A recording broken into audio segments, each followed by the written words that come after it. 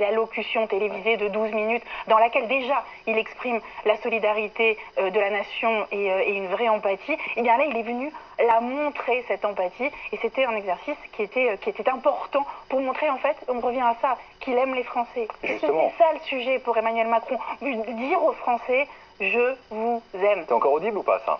Écoutez, en tout cas, il va falloir qu'il le dise et le dise et le dise encore. Alors un événement aussi dramatique que ça fait que, si vous voulez, c'est moins le sujet d'Emmanuel Macron que le drame qu'il vient toucher du doigt et la façon dont il va pouvoir aider ces Français en détresse qui va être jugé. Mais à force, si on arrive vraiment à avoir un président de la République qu'on voit en action dans cette empathie et qu'elle n'est pas seulement feinte et qu'elle n'est pas seulement surjouée, eh ben la petite musique peut essayer de se réenclencher. Mais c'est vraiment le sujet, c'est un sujet d'amour, quoi.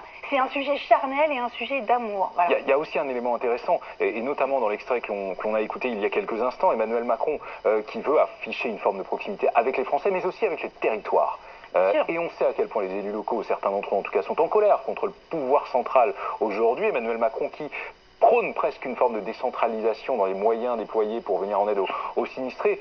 C'est pas anodin. Mais bien sûr que non, parce on a bien vu même ce remaniement a été construit pour essayer de montrer qu'Emmanuel Macron avait compris que les territoires étaient en colère. Il y a même une fronde des élus locaux, il faut quand même le dire.